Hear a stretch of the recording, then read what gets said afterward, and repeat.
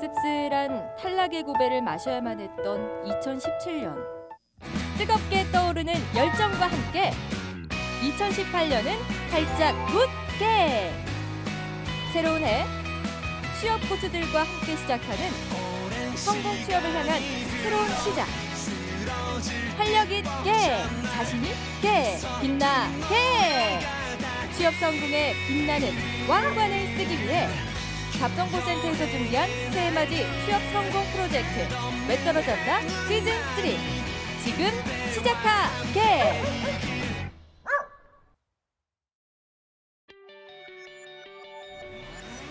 네, 안녕하세요. 성공 취업의 시작 갑정보센터의 김승재입니다. 안녕하세요. 박송혜입니다. 자, 일요일인 1월 1일부터요. 최저임금이 인상이 됐죠. 네. 그래서 어제부터는 최저임금 인상으로 인해서 어려움을 겪을 수 있는 또 우리 소상공인들을 위한 지원 예산인 일자리 안정자금 접수가 시작이 됐습니다. 네, 그런데 이 사업이 처음 시작되는 거잖아요. 그렇죠. 네. 그래서 첫날부터 전담팀이 운영되고 또 부총리가 현장 방문도 하고 이렇게 분주히 움직이고 있다고 합니다. 그렇습니다. 올해 최저임금이 역대 최대폭으로 인상됐기 때문에 그런데 그늘도 있잖아요. 또 모든 맞아요. 곳에는 또 부작용도 좀 발생하고 있다고 뭐 합니다. 돈을 받는 사람이 그렇다 치지만 이게 소상공인들 같은 경우는 이 임금폭이 올라가다 보니까 쓰던 사람도 해고를 해야 되는 네. 상황도 오는 거고. 그러니까 이렇게 소상공인들이 고용을 줄이게 되면 악순환이 계속될 수밖에 없는 거죠. 네, 실제로 그 아파트 단지에 가보면요. 경비원 줄였다. 이런 그렇죠. 안내문을 심심치 않게 볼 수 맞습니다. 있다고 합니다. 예. 올 초부터 정말 최저임금 인상의 그늘이라고 볼 수도 있는 그런 상황이니까 그렇습니다. 씁쓸해지기도 합니다. 맞아요. 네네. 근로자 임금을 좀 높이려고 최저임금을 인상한 아주 좋은 취지라고 볼 수 있음에도 불구하고 네. 이게 오히려 약간 풍선 효과처럼 누군가 일자리를 없앤 결과로 나타난다면 안 되죠. 네, 그래서는 그렇습니다. 안 될 것 같아요. 안 될 것 같아요. 아니 안 돼요. 아니 예, 안 됩니다. 그렇습니다. 네, 일자리 안정자금 정책의 자리를 잘 잡아서요. 근로자도 또 소상공인들도 모두 함께 상생할 수 있는 기반이 되었으면 좋겠습니다. 그렇습니다. 네, 잡정보센터 지금 시작합니다. 예. 왜 너를 떠나보냈었는지 왜 널 보낸 건지 네, 2018년 무술년이 됐지만 고구마 100만 개를 먹은 답답함은 가시지 않습니다. 지원한 기업에서는 탈락 통보만 할 뿐 내가 왜 떨어졌는지 얘기를 해주지 않네요. 네, 맞습니다. 이걸까 저걸까 진짜 추측만 무성했던 탈락 원인을 밝혀드리고 또 성공 그렇습니다. 취업의 길까지 쭉 밝혀드립니다. 네. 왜 떨어졌나 시즌3 시간입니다. 자, 오늘 둘째 날인데요. 자소서 컨설팅을 해드리는 날이죠. 오늘 함께 해주실 세계 박창규 강사님 함께하겠습니다. 어서 오십시오. 네, 어서 오세요. 안녕하세요. 네. 안녕하세요. 연말연시 어떻게 보내셨습니까? 마지막 장식을 화려하게 제주도에서 우리 청년들하고 같이. 저는 저 그 SNS 통해 봤어요. 네, 우리 이번에 그 19개 전문대학교에서 WCC 사업에 선정한 학생들이 이제 우리 청년들이 모여서 저희가 해외 취업 특강 때문에 또 제주도 한번 다녀왔고요. 그러셨군요. 네, 뭐 연말 잘 푹 쉬었습니다. 그래요. 네, 어쨌든 새해 복 많이 받으시죠. 아, 네. 네. 새해 복 많이 네. 받으십시오. 네. 올해 뭐 다짐이나 목표 같은 거 있으신가요? 작년에도 뭐 정신없이 전국을 다녔는데 올해도 우리 청년들하고 조금 더 많은 시간을 좀 가질 거고요. 어제 저희 그 이호순 주무관님 얘기하신 것처럼 네. 하는 일이나 열심히 잘하고 그죠? 네, 제가 하는 거 더 열심히 잘할 수 있는 그런 한 해가 될 계획입니다. 네. 어제 아주 저희를 당황하게 했던 하지만 네. 정말 명언이었던 명언이죠. 하는 하던 거나 일이나 잘하자. 하던 일을 잘하는 네. 거죠. 자, 무술년 황금 개해입니다. 왜 떨어졌나 첫 주인공이었죠. 아주 당찬 분이에요. 취업준비생 김미리 씨 오늘 두 번째 날 같이 만납니다. 어서 오십시오. 어서 오세요. 안녕하세요. 네, 아주 뭐 똑부러진 모습이 오늘도 인상적이네요. 어제 어땠습니까? 주변 어제, 사람들이 뭐 얘기 봤대요? 친구가 봤는데 네. 목소리에서 떨림이 느껴져서 아하. 긴장이 느껴졌는데 그래도 열심히 대답하는 모습이 보기 좋았다고 그래요. 얘기해줬어요. 그 네. 친구 뭐 말은 이렇게 편하게 하지만 네가 나와봐. 라고 한다면 본인 나오면 말 못할 수도 있어요. 잘하셨어요, 어제 아주. 네. 예. 자, 어제 그 생규쌤, 현비쌤이 미리 학생 같은 경우에는 뭐 중견기업이나 뭐 히든 챔피언 기업에서 핵심 역할을 맡거나 네. 뭐 아니면 이제 좀 한국에 들어와 있는 외국계 기업을 브랜치들을 그러니까 지점들을 좀 노려보는 것도 좋다는 말씀을 해주셨는데 어떻게 보셨어요? 어제 보셨죠? 네, 그럼요. 예. 어제 총평을 하자면 생방사수는 못했고요. 나중에 기차 안에서 한 시간 동안 뭐 2부까지 다 봤는데요. 그랬어요. 네, 김현민 쌤께서 뭐 잘 잡아주신 것 같아요. 그리고 제가 참고로 추가적으로 하나를 더 말씀을 드리면 명함이 보이실지 모르겠습니다. 딜로이트라고 써 있는 딜로이트 회계법인이네요. 우리 저희 그 K무브 다시 만나서 얘기에 출연했던 김선우라는 친구 있었죠. 그래, 싱가포르 싱가포르 말레이시아에 갔던 이 친구를 29일 날 한국에 와서 제가 만났어요. 어허. 이 친구가 우리 미리양하고 거의 비슷한 케이스입니다. 맞아, 회계 쪽이었죠? 그렇죠. 맞아요, 경희대학교 맞아요. 컨벤션학과를 졸업하고 공기업 쪽만 회계 직무 분야로 계속 접근을 했죠. 접근했는 이유는 AICPA 미국 공인회계사 시험에 합격을 했는 그 합격증 하나 가지고 공기업에만 회계 직무로 다 지원을 했었다가 2년 반 동안 다 실패했죠. 실패하고 나서 이제 딜로이트로 해서 접근을 했다가 딜로이트 이제 회계법인이죠, 그죠? 네. 영국이 본사고 전 세계 21만 명이 있는 직원들이 있는 그런 기업이죠. 그래서 이번에 휴가차 이제 한국에 왔다가 같이 뭐 소주도 한 잔 먹고 그랬었는데 아마 이제 회계 전공하시는 분들이 이쪽으로 외국계 기업이라든지 이쪽으로 조금 방향성 잡는 것도 또 하나 길이 될 수 있으니까 아직 뭐 커리어 로드맵을 만드는 거고 직무 경험을 계속 쌓아야 되니까 이것도 하나의 길이라고 저는 생각하고 있습니다. 그러네. 네. 또 창규 쌤이 회계학과 출신이기 때문에 조금 더 대화가 잘 되고 또 뭐 방향도 잘 잡아주실 것 같은데 어떠세요? 네, 미리양. 네. 세무사 공부 왜 했어요? 회계사 세무사 공부 왜 했어요? 제가 경영학 중에서도 마케팅이나 이런 문과 쪽 성향보다는 숫자를 정확하게 구하는 과목에 좀 더 관심이 생기면서 회계사 공부를 시작하게 되었고, 네, 그러면서 세법 쪽에 또 관심이 생기고 또 이런 세무자문 하는 거 있어서 전문성이 있는 직업을 가지고 싶어서 세무사 공부를 시작하게 되었습니다. 전형적인 등록금 준말이죠. 네, 면접을 위해서 프랙티스한 말이죠. 그죠?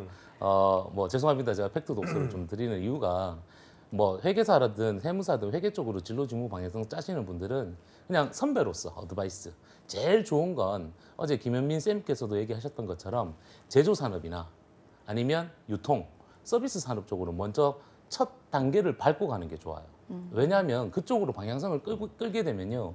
지금 자꾸 세무 쪽만 얘기를 접근을 하시잖아요. 네. 근데 제조 쪽으로 빠지게 되면 제조 원가 관리부터 시작해서 세무는 물론 재무, 뭐 예산, 회계 모든 것들 다 건드립니다. 그죠? 네. 그렇게 해서 한 1년에서 최대는 한 3년 정도까지의 경력을 만들어 놓고 그다음 한번 터닝하는 것도 길이라고 보고요. 제가 오늘 방송 안에서 제 친구의 사례를 조금 들어드릴게요.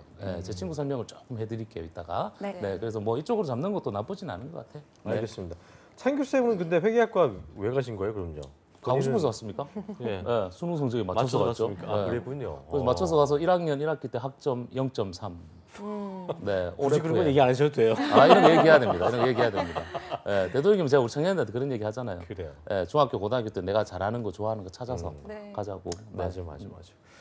어쨌든 그 회계과 출신이지만 창규 쌤은 정말 뭐 백오피스 쪽보다는 필드로 나오는 게 어울리다 이런 생각이 확 들고 네. 미리 씨 같은 경우에는 보니까 그 백오피스에 어울리겠다는 생각이 드는 게 뭐 이래서 그냥 전공만 갖고 일률적으로 진로 방향을 네. 설계하면 안 된다. 왜냐면 같은 회계 쪽이지만 그렇죠. 정말 다른 느낌이거든요. 그렇기 때문에 오늘은 자소서 컨설팅 하는 날이니까요. 자소서 얘기를 본격적으로 좀 저희가 해보겠습니다. 보셨죠, 자기소개서? 네, 10점 봤습니다. 만점에 우리 박 대표님은 뭐 박하게 주시는 분이기 때문에 몇 점 주시겠습니까? 만점. 만점이요? 네, 만점 진짜요? 드리겠습니다. 네. 아니, 방송 썼나 대충 하지 마시고요. 아니요. 대충. 지금 새해라고 지금 막 하시는 거 아니에요? 아니요. 절대 아닙니다. 절대 아닙니다. 뭐 작년도 상반기, 하반기 공채에서도 그렇고요. 저희 뭐 합격했던 우리 멘티들도 그렇고 좀 제가 지난주에 그러니까 마지막 주에 제주도 가기 전에 네. 제가 그 가평을 갔다 왔어요. 어. 가평을 가니까 우리 한림대학교 있잖아요. 그때 출연했던 이석학 팀장님. 학교에서 자체적으로 하는 취업 캠프에 이제 그 컨설턴트로 갔었는데 가니까 4학년 2학기생들이에요. 모두 다 올해 상반기, 하반기 공채에 다 떨어진 친구들. 네. 그러니까 왜 떨어졌나죠? 우리 프로그램처럼. 근데 갔는데 애들이 기가 확 죽어 있어요. 폐잔병처럼. 완전 진짜 폐잔병 분위기였어. 근데 제가 저녁 7시부터 시작해서 밤 10시 반까지 불과 한 3시간 반 만에 이 친구들 자소서를 완벽하게 다 만들었어요. 우와. 근데 자, 지금 여러분 잘 보세요. 왜 제가 우리 미리양한테 만점을 주냐면 지금 기업에서 인재를 채용할 때 공기업 같은 경우는 공기업과 사기업의 접근 방법이 틀리죠. 공기업은 너 이런 거 해봤니? 라고 물어보고 사기업은 특정 직무에 대해서 계속 깊게 파고들죠. 그러다 보니까 지금 기업에서는 직무 능력, 직무 경험, 직무 적합성을 대두될 수밖에 없는 구조입니다. 그죠? 근데 학교만 다닌 친구들이 무슨 이런 경험들이 어디 있겠습니까? 이 경험들을 어디서 끌고 가야 되냐면 내가 학창 시절에 교과 과목을 수강했던 것들 그리고 뭐 시험 준비를 하면서 내가 가졌던 성취도라든지 이런 부분들을 자소서에 녹인다면 충분히 이 능력들을 세 가지를 적합성은 없더라도 충분히 직무 능력에 대해서는 포함을 시킬 수 있기 때문에 우리 미리양 자소서 안에 보면 다 본인이 세무사 준비했던 것들 그리고 조세 감면 정책이라든지 이런 것들에 대해서 자기가 본인 전공으로 자기 직무로 가고자 하는 길들을 다 녹여놨기 때문에 저는 점수를 만점을 줬습니다. 네. 최초 만점 아닌가요? 왼쪽은 그러니까 이제 또 이걸 뭐 민혁 쌤이 보면 어떻게 줄지 모르겠습니다만 창규 쌤이 이렇게 박하신 분으로 알고 있는데 10점 만점 준 거는 처음이기도 그러게요. 하고 그게 다 녹화져 있다는 얘기죠. 그렇죠. 그게 네. 녹여져 있으니까 좋았어요. 근데 아쉬운 점도 있었어요. 네. 아쉬운 점도 있었는데 뭐 야. 학교 다닐 때 했던 것들을 충분히 자소서에 녹여놨기 때문에 괜찮은 것 같았어요. 그렇군요. 그래요. 자소서 쓸 때 뭐 힘들었던 점은 없었어요. 만점을 받긴 했지만. 네. 네. 제일 힘들었던 점은 이제 그 기업만을 위한 자기소개서를 쓰는 게 제일 힘이 들었던 것 같습니다. 제가 저의 이렇게 경험이나 어떤 직무를 위한 그런 공부했던 것들은 좀 한정적이라서 그런 문항들이 겹칠 수밖에 없었는데 뭔가 이 기업만을 위해서 내가 이렇게 준비를 했다라고 어필할 수 있는 부분이 부족했어서 좀 그런 부분에서 많이 어려움을 겪었습니다. 그러면 이제 그 기업만을 위해서 얘기하는 게 어려워. 그러니까 공통적으로 복붙할 수 있는 부분 외에 이 기업만, A 기업만을 위한 것들을 써야 될 텐데 네. 그거 어려웠다고 했는데 그럼 어떤 식으로 그걸 했어요? 뭐 분석했어요? 아니면 뭐 찾아봤어요? 뭐 어떤 식으로 접근했어요? 접근했을 때 좀 저의 강점 위주로, 저의 회계 지식 위주로 지금 직무에서도 이해를 할 수 있고 바로 직무 진행할 수 있다는 식으로 많이 풀어나갔던 것 같습니다. 네. 그랬군요. 들어보니까 어떠세요, 창규 쌤? 연결고리를 뭐 잘 찾아서 어떻게? 아니요. 아니에요? 아쉬웠던 점이 이런 점이에요. 아쉬웠던 네, 점이. 아쉬웠던 점. 뭐 자소서를 학교 다닐 때 제가 왜 만점을 드리냐면 굳이 기죽을 필요 없다는 얘기인 거예요.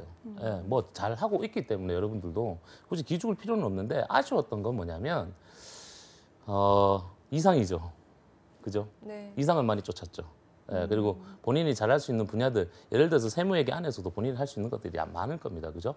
예, 그리고 스펙을 어제 분석하는 걸 잠깐 봤었는데 세무사를 준비를 했어요. 세무사를 준비하는 애들이 특징이 있어요. 원래 이 그 공인 시험을 준비하는 친구들이 제일 먼저 회계사부터 시작합니다. 네. 하다가 안 되면 세무사, 안 되면 감평, 감정평가사. 왜냐하면 공부하는 로직이 똑같아요. 아니면 7급 세무공무원, 아니면 9급 세무공무원, 그리고 금융권으로 넘어가요. 네. 예, 그리고 뭐 대기업, 외국 계층으로 이렇게 넘어가는데 저도 20년 전에 그렇게 해왔어요. 예, 해왔는데 조금 목적성이 뚜렷하지 않고 거기에 포커스를 맞춰줬는 게 조금 아쉬웠던 거고요.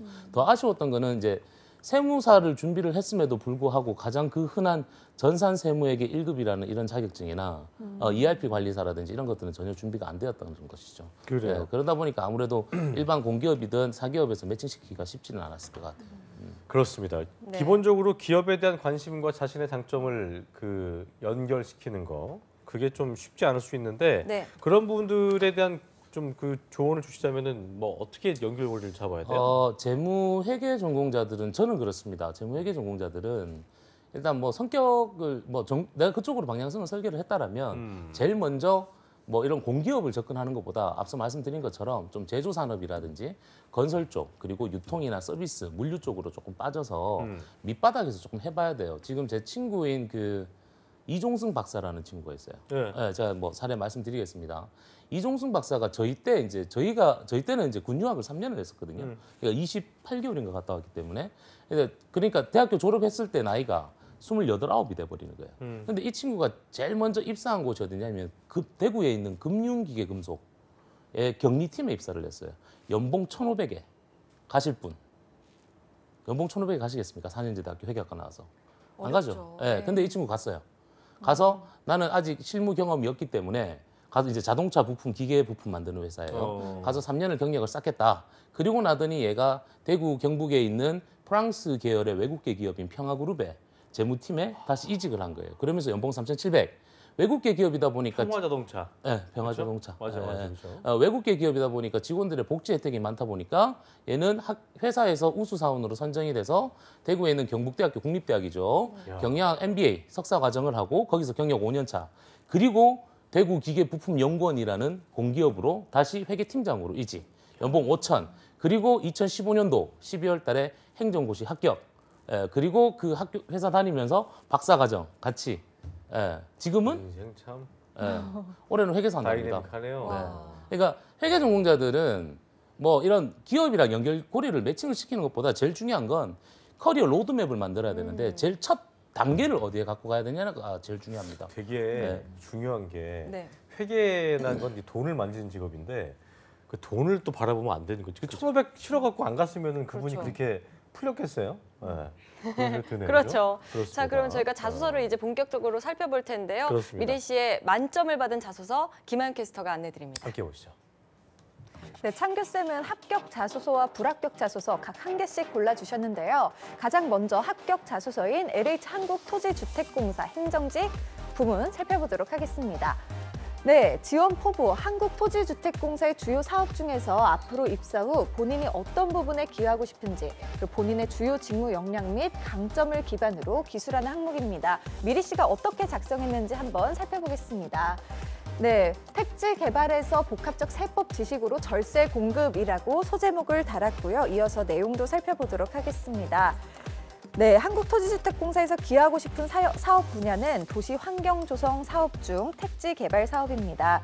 현재 한국토지주택공사에서 가장 많은 사업지구를 보유한 사업 분야이며 매출에서 중요한 부분을 차지하기 때문입니다.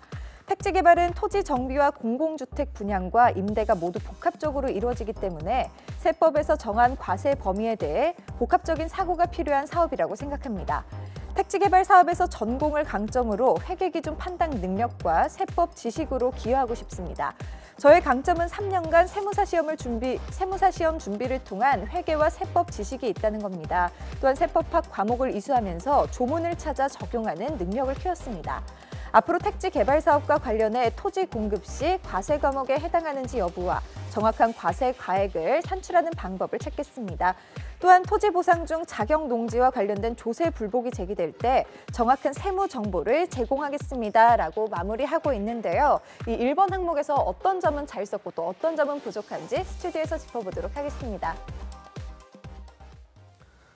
네, 자기소개서 저희가 간단히 받긴 했습니다만 잘 쓴, 그러니까 일단 10점이라는 말을 들으니까 네. 굉장히 잘 쓸 거라는 생각이 좀 들어서 잘 쓴 것 같다는 생각이 듭니다. LH의 가장 큰 사업 분야에서 나의 세법 지식을 살려서 정확한 과세가액을 찾고 또 조세 불복이 제기되는 어떤 그 문제 상황이 발생할 경우에 정확한 세무 정보를 공개하겠다. 상당히 좀 구체성을 맞아요. 띠고 네. 이 친구는 좀 알고 있구나라는 거를 좀 알 수 있는 그런 부분이었는데 좋네요, 저는요. 그러니까 그렇죠. 굉장히 일단 구체성이 뛰니까 쉬운 얘기로 있어 보이네요, 되게. 맞아요. 그냥 열심히 하겠다 이런 게 그러니까요. 아니니까. 아까 얘기했던 것대로 이제 직무 능력, 직무 경험, 직무 적합성 아닙니까? 근데 직무 능력이라는 내용이 여기 들어가는 거잖아요. 그렇죠. 예, 내가 그만큼 공부를 해봤고 그만큼 조사를 해봤기 때문에 예. 여기서 나오는 게 이제 직무 능력이 이 자소서 안에 항목 안에 들어가 있으니까 제가 점수를 높게 줬는 거고요. 이제 아쉬운 점이 뭐냐면 세무사 공부했는 게 그렇게 자랑인지는 잘 모르겠습니다만 자꾸 세법 기준으로 자꾸 들어갔잖아요. 네. 자 보세요. 세법이 좋나 봐요. 좋대잖아요, 세법이. 세법이 좋아요. 좋아. 솔직하게 얘기해봐요. 괜찮아요. 네, 세법이 좋냐니까 물어보잖아요. 세법이 좋아요. 재밌어요. 재밌습니다. 재밌나 봐. 솔직히 그럴 수 있어. 재밌지만 어려워요. 그러니까 세법이 어려워요, 네, 여러분. 네. 세법이 계속 매년 바뀌고 이게 기업법하고 기업법, 상법, 세법이 다 연결고리가 되기 때문에 이게 쉽지가 않거든요. 특히나 요즘 IFRS가 들어오기 때문에 더 어려운 상황인데 제가 아쉬웠던 건 뭐냐면 지금 자소서 항목에서도 보면 이제 LH 한국토지주택공사에다가 도시환경조성 사업에 대해서 포커스를 잡았는데 만약 이렇게 도시환경 환경 조성 사업으로 들어가게 되면 세법을 나타내는 게 아니라 예산 회계를 갖고 가야죠. 예산 회계를. 네, 자소서에 예산 회계를 넣어줘야죠. 관, 항목, 세 이쪽 나가는 거 있죠, 그죠? 예산 회계하고 그리고 이런 거 같은 경우는 건설 도급원가에서 직접비, 간접비를 조금 줄일 수 있는 그런 방향성대로 끌고 가야 되겠죠. 네, 그런 것들이 조금 안에 자소서 안에 들어간다라면 아무래도 직무 능력에 대해서 조금 더 뛰어나게 보지 않을까. 라는 게 제 생각입니다. 아, 예. 뭐 네. 그 세무와 회계 네. 쪽 전문가들끼리 얘기하니까 그러니까요. 저는 뭔 소리인지 하나도 모르겠습니다. 어쨌든 굉장히 좀 더 구체성을 띄워야 되네요. 거기서도 그렇죠. 좀 갈리게 되네, 그죠? 그렇죠. 지금 어. 뭐 이번에 LH 같은 경우는 330명 채용입니다. 예, 뭐 지난번에도 똑같고 올해도 330명 채용에다가 행정직으로 들어가는데 여기서 특출하게 뭔가 나타낼 수 있는 게 있어야 되거든요. 예, 근데 뭐 자소서 안에다가 직무 능력 중심으로 잘 쓰셨긴 쓰셨지만 만약에 조금 더 보완을 한다라면 너무 세법에 포커스를 두는 게 아니라 다양성을 조금 띄고 가는 게 맞지 않을까. 우리가 얘기하는 그 공기업 지원할 때 NCS형 그 직무 전문성을 네. 보일 수 있는 자소서의 전형이 이런 거라고 좀 보면 돼요. 그렇죠, 그렇죠. 아, 그렇군요. 예, 직무 능력을 나타내는 거잖아요. 이런 걸 해봤니? 이런 거 아니라고 물어보니까 네. 예, 만약에 도시환경 조성이면 세법보다는 다른 쪽으로 예산 쪽으로 끌고 가거나 비영리 회계 쪽으로 끌고 가는 게 더 낫지 않을까. 공기업 지원하신 분은 또 네. 엄청나게 또 저기 그러게요. 다시 돌려보기 하시면서 하시자 많은 도움이 되실 것 같습니다. 그렇습니다. 자, 그러면요. 이번에는 불합격 자소서 한번 그래요. 살펴볼까요? 김하연 캐스터가 소개해드립니다. 네, 이번에는 한화에너지 회계 직무에 지원한 하반기 공채에 지원한 자소서인데요. 창규쌤은 4번 항목 골라주셨습니다. 어떻게 썼는지 살펴보도록 하겠습니다. 네, 지원한 직무에 어울리는 본인의 강점과 역량, 경험 및 해당 직무 지원 사유 등을 자유롭게 서술하는 항목입니다. 미리 씨는 어떻게 썼을지 화면으로 만나보도록 하겠습니다. 네, 소제목은요, 세밀하게 분석하는 회계 전문가라고 잡았습니다. 내용 이어서 살펴보도록 하겠습니다. 네, 제가 지원하는 경영관리 중 재경 직무에 필요한 역량으로 분석력과 세밀함이 필요하다고 생각합니다. IFRS에서 정한 기준을 토대로 인식하는 과정에서 기업의 단기 순이익에 유리한 인식 방법을 고민했습니다. 재무회계와 원가회계, 세무회계를 통해서 상호 연관성에 대해 분석했습니다. 재무제표 인식하는 과정에서 세무 조정에 미치는 영향을 분석했고 원가회계에서 재고 자산을 책정하는 각 방법의 차이를 분석했습니다. 이 과정을 통해서 재무 및 회계 지식과 분석력을 갖췄습니다. 다음으로 장기적인 목표로 세무사 시험을 준비했습니다. 세무사 2차 시험을 준비하며 정확한 인식을 하기 위해 직접 계산기로 계산하며 세밀하게 점검하는 역량을 키웠습니다. 그리고 상법과 세법학을 학습하면서 법조문에서 정하는 과세 범위와 과세 시기, 판례 등의 태도 등에서 정한 한 단어의 의미를 알기 위해 세밀하게 점검했습니다. 실제로 교내 선배가 근무하는 회사에서 고유 목적 사업 준비금 관련 조문에서 정한 범위에 대한 문의를 받았고 조세 법령 시스템을 통해서 관련 판례를 찾아 도와준 경험도 있습니다. 한화에너지의 재경 직무에서 저희 분석력이 회계 정보를 산출하는 과정에서 차별화된 경쟁력으로 작용할 것입니다. 이렇게 마무리를 하고 있는데요. 이번 한화에너지 자소서는 뭔가 기업이 주력하고 있는 부분에 대한 언급보다는 미리 씨 본인에 대한 이야기를 많이 한다는 생각이 듭니다. 과연 어떤 점이 부족했는지 스튜디오에서 창규쌤이 자세하게 짚어주시겠습니다. 네, 아까 자소서 작성할 때 뭐가 어려웠냐고 물어봤더니 미리 씨가 뭐 이 기업에 지원하는 뭐 이유나 뭐 그런 거를 하는 게 어려웠다고 했는데 그런 점이 좀 부족했던 것 같은데 어떻게 보세요, 창규 쌤? 그렇죠. 그렇죠. 맞습니까? 네. 네. 질문 하나 할까요? 네, 회계란 무엇인가요? 제가 집중해봐요. 네. 네. 할수 있을 것 회계란 같아요. 무엇입니까? 회계는 회계 정보가 필요한 정보 이용자들에게 유용한 정보를 제공해서 그 이용자들이 정확하게 투자를 한다든지 아니면은 뭐 자금을 대여를 해준다든지 하는 데 있어서 정확한 의사결정을 하는데 정보를 제공하는 거라고 생각합니다. 네, 98년도 한국공인회계사 2차 시험의 1번 문항입니다. 회계란 무엇입니까? 회계란 무엇입니까? 정의는 뭐냐면 의사결정자에게 유용한 정보를 제공하는 것. 한화에너지에 지원한 4번째 항목을 잘 보십시오. 잘 보시면 그냥 일반 정의에 대한 내용입니다. 네. 그죠? 네. 예, 특출한 뭔가가 안 나오죠. 근데 제가 아쉬웠던 게 뭐냐면 한화에너지 같은 경우는 이번에 채용이 뭐냐면요. 회계 재무 기획 쪽이랑 국내외 쪽의 그 해외 자금 관리 그리고 외환 손익, 외환 자금 관리거든요. 근데 그런 내용이 이 안에 안 들어가 있잖아요. 네. 그죠? 또 세법, 세무사 준비했던 것도 또 이 내용이 들어가잖아요. 예, 그러다 보니까 제가 조금 아쉬웠던 거죠. 그러니까 결론적으로 보면 한화에너지에 대한 사전에 채용 정보의 분석이 조금 부족했다라고 저는 느껴집니다. 예, 그래서 제가 조금 탈락한 요인으로 조금 잡았다고 보시면 됩니다. 그렇군요. 네. 근데 그 보니까 기업마다 정말 다 특성이 다르기 때문에 이걸 다 찾아서 공부하고 뭐 진짜 기업과나 연결고리를 찾아서 이걸 쓰려면 시간도 좀 오래 걸릴 것 같고 네. 그걸 찾는 것도 굉장히 좀 부담스러운 그 일일 것 같은데 하반기 지원 많이 몇 개 했어요 그때? 9월부터 시작해서 한 15곳 정도 지원했습니다. 15곳이면은 적당한 거예요? 적죠. 적죠. 잘하시잖아요. 적은 편이죠. 많이- 근데 이제 네. 15개를 좀 임팩트하게 한 것 같긴 해요. 꼼꼼하게 하려고 이렇게 한 것 같긴 한데 네. 이게 솔직히 우리가 뭐 선생님 나왔을 때 막 7, 80개, 100개 넘게 네. 하라고 했을 때는 그렇게 다 맞추기가 솔직히 진짜 어렵지 않아요? 근데 이게 하는 방법이 자소서 쓰는 방법이 또 뭐 요령이 있어요? 요령 있잖아요. 제가 늘 방송에 안내해드려. 해외도 똑같습니다, 여러분. 복분 말고. 커리어 분석. 내가 지금까지 했던 것들 쭉 쓰고 그다음에 그 학교 교과 과정 수업 들었을 때 발표 자료라든지 레포트들 뭐 프로젝트 했던 것들 있죠. 그런 것들도 쭉 찾아내요.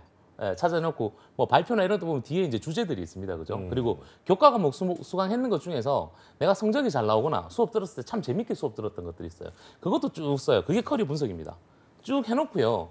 가고 싶은 기업들 몇 개만 뽑아요. 몇 개만 뽑아서 여러분들 뭐 웬만한 취업 포털 카페나 아니면 우리 한국 직업방송 보시면 돼요. 우리 잡정보센터 보시면 웬만한 기업의 공기업들 뭐 대기업들 우리가 그 공채 특집 다 해주잖아요. 그러면 전년도 상반기 하반기 공채 입사 지원서가 있습니다. 입사 지원서 항목들이 나올 거예요. 자소서 항목들이. 그거 보고 한번 써보세요. 써보시다 보면요. 같이 내 커리어 중에서 같이 들어가는 공통 분모가 나와요. 그것만 다 빼내면 돼요. 빼놓고 예를 들어서 뭐 다음 내년에 올해 상반기에 하나에너지 넣을 거다. 그러면 지원할 거다 그러면 벌써 이미 하나에너지 다 분석했잖아. 분석해놓고 자소서 다 만들어놨잖아요. 네. 그리고 금년도 뜨면요. 별반 틀릴 거 아무것도 없어요. 그죠? 그렇게 해서 그냥 집어넣으면 돼요. 그러니까 뭐 좀 많이 하시는 분들은 40, 제일 적게 하시는 분은 40통, 그다음에 많이 하시는 분은 100통, 150통 정도 쓰시는데 뭐 처음부터 그걸 다 쓰기는 너무 버거우니까 가고 싶은 기업들, 단 기업을 선정을 할 때는 산업 직종 분류를 같이 공통적으로 묶으면 좋겠죠. 뭐 패션 산업, 패션 뷰티 계열들, 아니면 유통 산업들, 뭐 유통 리테일들 묶고, 뭐 아니면 공기업들 쪽으로 이렇게 묶어서 공통 분모만 찾아내시면 돼요. 그렇게 어려운 부분이 아닙니다. 제가 그 한림대학교 그 취업 캠프에서도 불과 3시간 반 만에 잡았다니까요. 이렇게. 오늘 되게 말하고 우리 창규 대표님은 참 쉽게 얘기하세요. 네, 네, 시원시원한데 그럼 뭐 특정 기업을 골라서 뭐 생각을 하고 있기보다는 산업군별로 좀 크게 산업군별로 관심 있는데, 뭐 해야겠네요. 예를 들어서 네. 그 지난번에 만났던 친구는 뭐 영화에 완전 미쳐 사는 친구예요. 네. 그러다 보니까 이 친구는 뭐 CG 영상 제작하는 거 편집하는 것도 자기가 학교 다닐 때 배웠고 뭐 미디어 관련된 자격증도 좀 떠났더라고요. 그러면 얘가 갈 수 있는 방향성이 나오죠. 방송 언론 계열이라든지 광고 홍보 계열이라든지 뭐 아니면 뭐 영화 배급사라든지 이렇게 해서 목표 기업 나오잖아요. 그러면 뭐 방송국이면 우리 방송국도 가능할 수 있겠고요. 아니면 영화 쪽으로 간다면 CJ ENM도 나올 수 있겠고요. 그래서 그 친구는 CJ ENM을 잡았어요. CJ ENM을 잡았는데 재밌는 건 그 친구 국어 국문입니다. 네. 국어 국문 전공이라니까요. CJ ENM을 잡아서 CJ ENM의 2016년도, 17년도 상반기, 하반기 자소서 항목을 찾아냈었죠.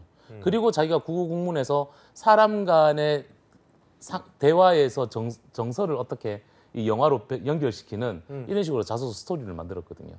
그거 하는데 3시간 반 걸렸습니다.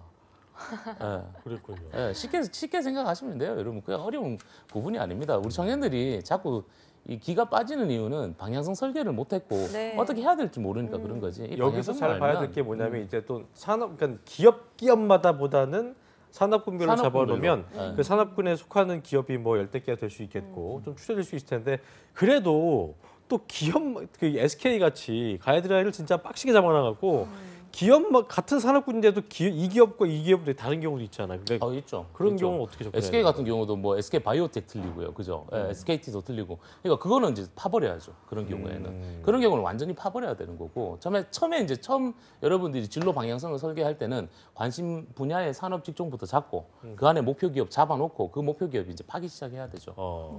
그렇게 접근하시면 되죠. 그래요. 지금 우리 미리안 같은 경우는 지원했는 거 쭉 보면 네. 뭐 중구난방이잖아요. 네. 일단 공기업, 한국전력, 한전부터 시작해서 공기업은 다 집어넣거든. 네. 실제로 또 금융 쪽은 안 됐고 그러니까. 또 중부발전이나 뭐 한전 쪽만 또 서류 행정직으로, 네. 행정직으로 네. 들어보니까 어때요? 좀 얘기 들어보니까 어떤 생각이 들었어요? 다음 본인이 지원할 준비한 것 때 좀 비교를 했을 때 해보자면 제가 지원 저번에 했을 때는 좀 진짜 제 위주로 제가 쓰기 편한 곳으로만 생각했었는데 지금 말씀 들으니까 뭔가 제가 정말 관심 있어 하는 산업 분야를 정해서 또 또 그 관련된 그 경쟁사들도 정리를 하면은 더 많은 그 기업에 지원서를 수월하게 넣을 수 있지 않을까. 강소기업이나 생각- 중견기업 같은 거 쓸 용이 있어요? 네, 용이 있습니다. 지역이 좀 멀더라도 근데 저는 일단 대전에서 계속 자랐기 때문에 대전 주변에 네, 대전 주변 충청도를 충청권으로 벗어나지 않겠다. 네. 아, 충청도의 딸입니다. 아, 나 근데 이런 마인드 괜찮은 것 같은 게 하나- 저는 뭐든지 할 수 있어요 하다가 이제 한 달 지나면 또 안 하잖아. 음. 그거보다 그래도 전 충청도를 정확하게. 공수할래요. 뭐 어때요? 하나 이런 팁 마인드? 드릴게요. 어제 채용 떴습니다. 존슨앤존슨. 파이낸셜 그 쪽으로 지금 어제 떴어요. 그 대전에 있어요 여기? 청주에 있어요. 오, 네, 당장 초봉 써봐야겠네요. 네. 초봉이 3,100부터 시작하고요. 나쁘지 않네요. 네, 나쁘지 않아요. 지금 어제 떴어요. 그리고 뭐 대전 같은 경우는 SK 바이오텍도 있고요. 우리 대식이 합격했다. 거기 대전에 있잖아요. 네, 잊을만 하면 나오는 대식이. 조만간 전화 연결 네. 한번 할 겁니다. 자, 미리 씨 자소서를 저희가 쭉 보니까 볼 때마다 세무사 얘기가 있어요. 근데 기업이 듣고 싶은 말을 써주는 게 자소서가 맞는 거잖아요. 자기가 하고 싶은 말보다. 제가 직장 생활을 한국은행에 있을 네. 때 안 맞아서 또 과거 얘기하시려고 그래요 또? 안 맞아서 면접에 쓴맛을 본 곳이 있습니다. 예. 여러분 델코 그룹 아세요? 델코 알죠? 델코 만드는- 배터리. 델코 만드는. 배터리가 한미 합작회사거든요.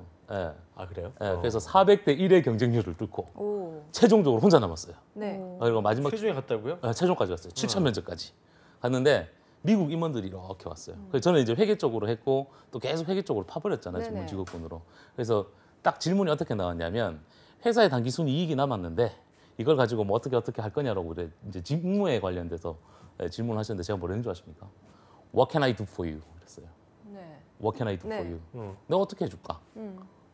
그 자리에서 땡 하고 떨어졌어요. 아주 건방진 친구구만. 이 친구. 저는 이렇게 판단 답이 내리는 거예요. 회계사 세무사들은 전문 직업군에 속하기 때문에 내가 분계를 어떻게 하고 세무 조정을 어떻게 하느냐에 따라서 우리 회사에 이익이 될 수도 있고 손실이 될 수 있다라고 판단을 내렸어요. 근데 기업이 바라보는 관점은 분식 회계의 가능성이 높다라는 거죠. 네. 즉 우리 미리안 같은 맞춰주겠다. 경우는 제가 아까 그 분장실에서 만났을 때 제가 그랬어요. 지금 안 해도 되니까 세무사 다시 하라고. 다시 해보라고. 3년, 4년 동안 공부를 했습니다. 이거 버리기 너무너무 아까워요. 그래서 뭐 꼭 공기업에 가면 좋죠. 얼마나 좋습니까? 본인만 원하는 게 아니라 모든 청년들이 원합니다. 그래서 공기업이 아니더라도 어느 기업에 가더라도 잠자는 시간 조금 줄여서 주말에 잘 활용을 해서 뭐 아직 한 번 더 시험 볼 수 있잖아, 올해. 네. 그죠? 올해 다시 한번 도전해보세요. 해보시고 뭐 지금 이제 20대입니다 아직 30대 때도 충분히 세무사 해도 되니까 그래요. 이왕 마음먹은 거 끝까지 끌고 가시면 다음 미래의 직업군을 그려야 되는 거지 지금 당장에 취업하는 게 중요한 건 아니라고 봅니다. 그래요. 뭐 굳이 그 얘기 안 하셔도 우리 또 미리 씨 보면은 할 것 같아요. 1차를 또 붙여놨기 때문에 그러니까 아깝잖아요. 2차 아까우니까 네. 할 거죠. 이렇게 얘기해도 계속 기업 말고도 시험 볼 거죠. 계속 공부는 해야 되는 거니까. 그래요. 네. 멋있어요. 최종 면접까지 와케나이드 포 하시면 안 되고 네, 안 네. 하겠습니다. 네. 도덕적으로. 네. 예. 맞아요. 창규 자, 쌤한테 뭐 궁금한 궁금한 거 거 있을 있을까요? 것 같아요.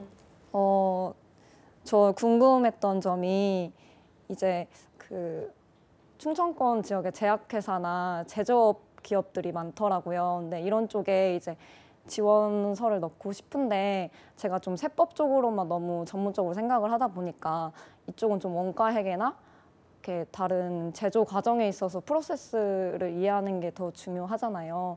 근데 이제 내부 정보기 때문에 제가 안에서 어떤 기준을 쓰고 있고 이런 거에 대한 정보를 많이 수집할 수가 없어서 지원 동기에다가 쓸 수 있는 방향을 어떻게 정보를 수집해서 어떤 식으로 써나가야 될지 궁금합니다. 제가 아까 말씀드린 건데 제가 그 방송에서 늘 말씀드리잖아요. 우리 청년들한테 뭐 커말, 워드 프로세스, 모스마스터보다 뭐 해야 된다고요? ERP 관리사라 그러잖아요. ERP 관리사를 보면 아시잖아요. Enterprise Resourcing Planning. 뭐 우리 오라클이라든지 셉이라든지 삼성 윤ERP라든지 중견 중소기업들은 도전 ERP라든지 뭐 ERP 관리사 자격증이 있습니다. ERP를 공부를 하시면요. 기업에서 이루어지는 모든 업무 프로세스를 그 안에 다 포함이 되어 있어요. 그리고 회계 정보들이 다 연결고리를 타잖아요. 네. 그리고 그냥 선배로서 어드바이스를 해드린다면 앞으로 세무 쪽은 안 끌고 가시는 게 좋아요. 왜냐하면 과거에는 분계를 어떻게 하고 세무 조정을 어떻게 하느냐가 중요 포인트인데 지금은 ERP 상에서요. 가령 예를 들어서 아침에 제가 택시를 탔어요. 그러면 제가 법인카드로 택시 카드로 결제를 했어요. 그 데이터가요 자동적으로 우리 회사 ERP 시스템 안에 따로 전표 영수증 받아서 입력에 기입할 필요 없이. 네, 전표 입력에 영수증하고 같이 이미지로 들어가게 돼 있습니다. 네. 그래서 앞으로 미래 직업군은 세무는 가면 갈수록 줄어들 수밖에 사람이 없어요. 할 수 있는 게 좀 줄어들겠네요. 그렇죠. 전자세금 계산서가 나와버렸잖아요. 그죠? 네. 그 개념으로 들어갑니다. 앞으로 4차 혁명, 6차 혁명이 들어가면 자꾸 줄어들 수밖에 없는 상황이다 보니까 되도록이면 ERP 제조 관리 산업으로 쪽으로? 그렇죠. 제조 산업으로 끌고 가서 재무도 하면 안 돼. 원가 관리 쪽으로 메인 잡아버리라고. 예, 그렇게 해서 먼저 제조나 아까 제약회사나 이런 제조 산업으로 가서 밑바닥에서 배워야 돼요. 예, 새벽 3시 반까지 일해봐야 됩니다. 감사 있을 때. 그래야 예, 돼. 해보고 나서 그다음 다시 진로를 짜는 게 맞죠. 네. 그래요. 네. 정리가 됐죠? 네. 좋은 대답이었습니다. 좋습니다. 네. 뭐 끝으로 그 신의 한 수 짧게 뭐 얘기하신 것 같긴 한데 짧게 한마디. 뭐 지금 이제 왜 떨어졌나 뭐 나 어떻게라는 친구들이 많은데 다음 상반기를 준비하는 청년들이 많습니다. 근데 쫄지 마시고 지금 기존에 했던 커리어 분석부터 차근차근 잘해보시고 본인의 목표 기업 찾아서요. 저희 방송을 통해서 뭐 공채 특집이라든지 이런 거 좀 찾으셔서 자소서 항목들 보시고 한번 연습 삼아 한번 써보시는 게 아주 중요합니다. 여러분들 스스로 노력하지 않으면 결과가 나오지 않는다라는 거 꼭 잊지 마시기 바랍니다. 알겠습니다. 네, 알겠습니다. 오늘 도움 말씀 주신 세리 네. 박창규 강사님 그리고 김미리 학생 고맙습니다. 두 분 고맙습니다. 감사합니다. 자, 1부 아주 알찬 시간이었고 잠시 후 2부에서는요. 김한현 캐스터와 함께하는 전국 각지의 생생한 채용 소식 알아보는 시간이죠. 일자리 방방곡곡이 준비되어 있고요. 네, 취준생도 인권이 있습니다. 취준생들의 권리 수호를 위해서 필요한 정보를 알려드리는 시간입니다. 취준생 인권위원회 준비되어 있습니다. 어디 가지 마시고요. 채널 고정.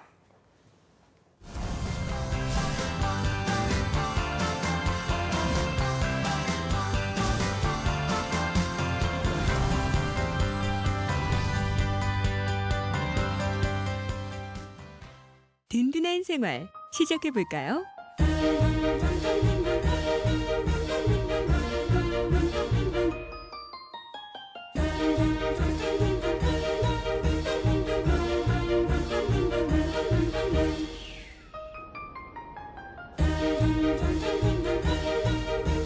누구든 노후가 든든해야 하니까. 개인형 퇴직연금 IRP 최대 연 700만 원까지 새 공제 혜택을 받으세요. 든든한 세제 혜택에서 든든한 노후 생활까지 개인형 퇴직연금 IRP가 여러분을 응원합니다. 한국 직업 방송을 보면 취업이 보입니다.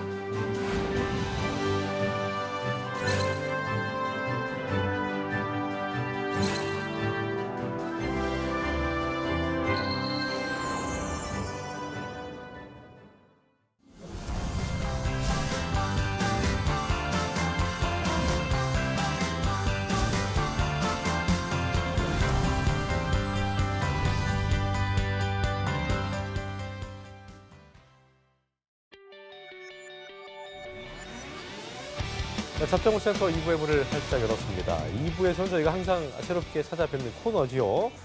취업준비생에게도 인권이 있다. 취업준비생들의 인권을 지키는 방법을 알려드리는 취준생 인권위원회가 준비되어 있고요. 네, 먼저 전국 각지의 생생한 채용 소식 알아봅니다. 일자리 방방곡곡부터 만나보시죠. 함께 하시죠.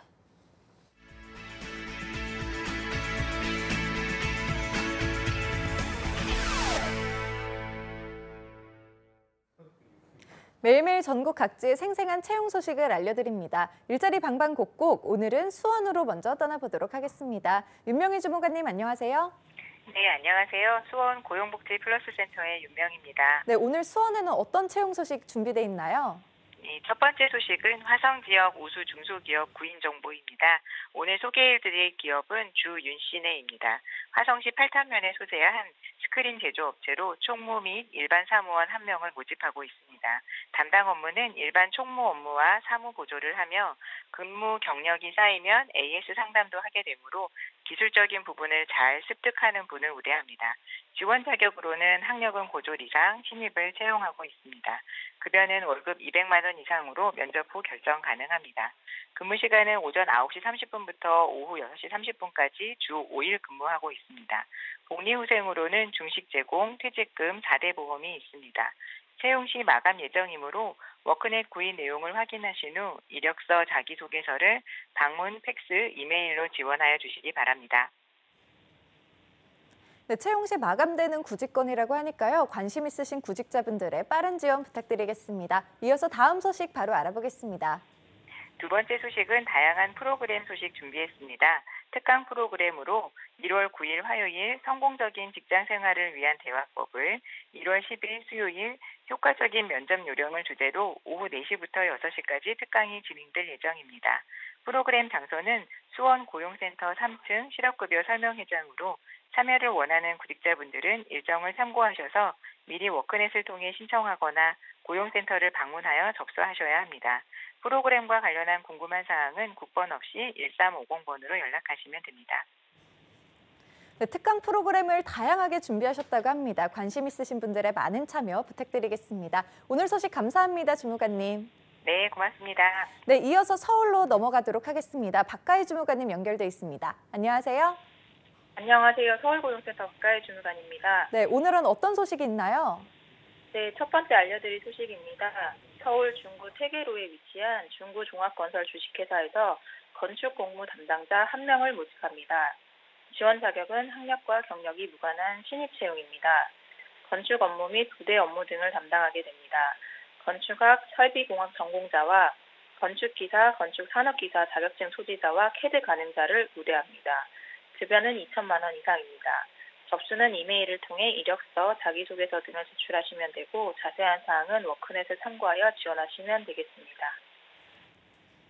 네, 학력과 경력이 모두 무관한 채용권이니까요. 관심 있으신 분들의 많은 지원 부탁드립니다. 이어서 두 번째 소식 바로 알아보겠습니다. 서울 마포구 마포대로에 위치한 주식회사 웹페이지에서 웹디자이너 1명을 모집합니다. 지원 자격은 학력과 경력이 무관한 신입 채용입니다. 인강 사이트 웹기획 및 운영관리 등 업무를 담당하게 됩니다. 웹디자인 관련 프로그램 및 문서 작성 능력 우수자를 우대합니다. 급여는 연봉 2,000에서 2,200만 원 사이입니다. 접수는 이메일을 통해 이력서와 자기소개서 등을 제출하시면 됩니다. 자세한 사항은 워크넷 홈페이지를 참고하여 지원하시면 되겠습니다. 네, 웹디자이너 1분을 채용할 예정이라고 합니다. 관련 구직자분들의 많은 관심과 지원 부탁드리도록 하겠습니다. 오늘 소식 감사합니다, 주무관님. 감사합니다. 일자리 방방곡곡 경기와 서울 지역의 채용 정보 살펴봤습니다. 아르바이트생 10명 중에 7명 이상이 올해 최저임금 인상으로 구직난이나 해고 등을 걱정하는 것으로 조사됐습니다. 실제 응답자의 25%는 지난해 7월 최저임금 인상 발표 이후 고용주로부터 해고나 근무 시간 단축 통보를 받았다고 답했습니다.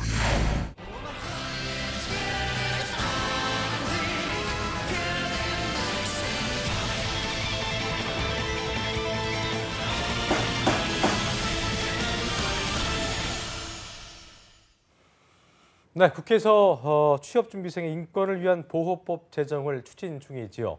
국회 취업준비생 인권보호법을 위한 움직임이 있다면 네, 저희 잡정보센터에는요. 취준생들의 인권을 지키는 방법을 알려드립니다. 그렇습니다. 취준생 인권위원회 시간입니다. 네, 몰라서 넘어가고 취업시장의 약자라서 알면서도 참아야 했던 네.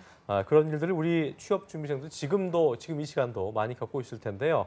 이 코너 통해서 많은 분들께서 자기 권리를 당당하게 지킬 수 있기를 기대해 보지 바람하지 않겠습니다. 예. 왜 버퍼링이 오셨나요? 버퍼링이 네. 왔네요. 예. 자, 오늘 나와주신 분들 소개해드리겠습니다. 송진원 쌤 나오셨고요. 조소연 아나운서 나오셨습니다. 두 분 어서 어서 오세요.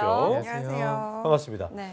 1월 1일 새해가 밝은 지 또 사흘이 지났는데요. 네. 어떻게 좀 연말연시 보내고 계세요? 네, 일단은 그 좀 뭐 감사한 분들한테 인사도 좀 돌리고 네. 그렇게 감사한 마음을 다시 한번 좀 되돌아보는 그런 시간을 좀 가졌습니다. 그러셨군요. 네. 자, 조소연 아나운서는 예. 오늘도 나오셨는데 망치가 또 있네요. 네, 오늘도 뭐 힘차게 새해에도 때려주시고. 변함없이 네. 망치가 망치가 있습니다. 없이. 이렇게 그만큼 또 저희가 이야기해야 할 것들도 굉장히 많이 그래요. 남아 있고 네. 또 맞습니다. 억울한 부분들도 많기 때문에 새해에도 열심히 제가 진정성 있게 망치치도록 하겠습니다. 자, 오늘 취준생 네. 인권위원회 새해를 맞아서 또 힘차게 출발해 볼 텐데요. 음? 오늘 안건은 어떤 건가요?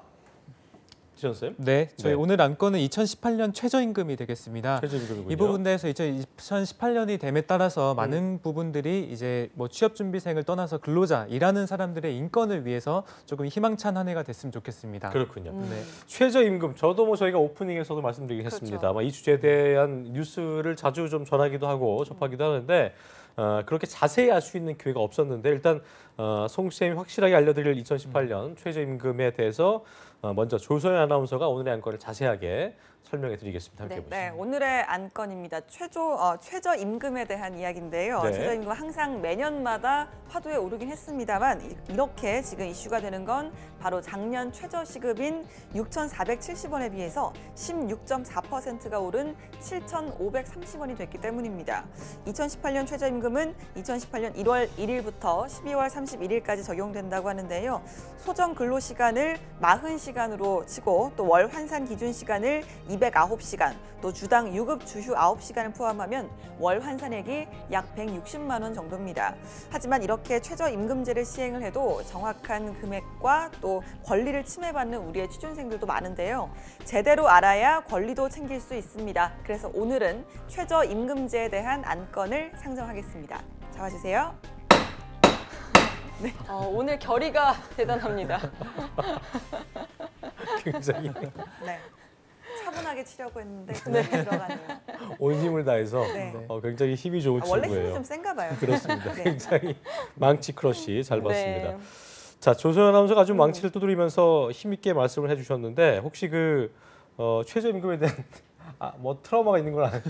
트라우마라기보다는 사실 뭐 10년 저희 학생 때만 해도 네. 최저임금을 이렇게 지키지 않는 사업장들이 진짜 많았잖아요. 적었잖아요. 네, 정말 뭐 주유소부터 네, 뭐 휴게소, 편의점 알바 많이 해봤어요? 주변에 친구들이 굉장히 많이 네. 했었어요. 예, 그래서 보면 알면서도 그냥 모르는 척 맞아요. 이렇게 일하러 가서 또 그나마 약속된 만큼의 임금도 받질 못해서 맞아요, 결국은 맞아요. 뭐 이렇게 막 신고를 하고 여러 차례 싸우고 이런 것들 많이 봐서 제발 새해에는 이런 것들 좀 없어졌으면 좋겠습니다. 어떻게 해야 될까요, 쌤? 그렇습니다. 네. 예, 이런 네. 친구들 많이 있잖아요, 그렇죠? 그렇죠, 많이 소위 있죠. 말해서 좀 떼먹는 분들도 계시고, 그러니까요. 맞습니다. 예. 그 최저임금이라고 하면은 이제 많은 분들이 이제 5인 이상이야만 지급이 돼야 된다 이런 걸 많이 알고 계세요. 근데 오늘 이름도 네, 그럼요. 맞는 거죠? 최저임금은 근로자가 한 명이라도 나 혼자 일하고 있어도 최저임금은 무조건 적용이 돼야 됩니다. 다만 좀 예외 규정을 말씀드리고 싶은데요. 다만 동거하는 친족만을 사용하는 가사 사용인의 경우 또는 가족이 운영하는 회사의 경우 또는 이제 선언법에 의해서 선언에 이제 의거해서 적용을 받는 부분은 조금 제외되니까 이 부분은 좀 특수하게 생각을 하시면 좋을 것 같습니다. 선언은 또 아니에요? 네네, 그쪽은 뭐 특수하게 이제 일괄적으로 적용하기 좀 힘든 부분이 있다 보니까 그쪽은 최저임금에 이제 적용을 받지 않습니다. 그렇군요. 네. 근데 사업장이 따로 적용받는 곳이 있다면 근로자 또한 뭐 그런 조건이 있는 거겠네요? 그래서 근로자도 지금 뭐 정규직 비정규직 할 것 없이 최저임금은 다 적용이 되게 됩니다. 다만 정신 또는 이제 그 신체 장애인 경우에는 예. 근로 능력이 좀 떨어질 수도 있겠죠. 그런 그렇죠. 경우에는 고용노동부 장관이 이제 적용 제외 인가를 한 경우가 있습니다. 그럴 경우에 한해서는 최저임금을 또 적용 안 받을 수도 있습니다. 네, 그렇군요. 또 최저임금과 다른 금액으로 최저임금액이 정해지는 근로자도 있을 텐데 어떤 분들이 네, 계신가요? 보통은 이제 수습 사용 중인 경우는 아무래도 조금 업무 능력이 조금 낮을 수밖에 없겠죠. 그래서 1년 이상의 근로를 계약을 한 수습 사용 중인 사람에 한해서는 또 3개월간 최저임금의 10% 정도는 미달해서 지급해도 괜찮다는 그런 이제 법적 해석을 또 해볼 수도 있겠습니다. 그렇군요. 다만 그 편의점이라든지 식당 이런 데는 사실은 단순 노무 업무에 좀 불과하죠. 그럴 때는 또 이런 10%를 적용받기가 좀 힘든 사항도 있습니다. 그렇군요. 네, 그렇군요.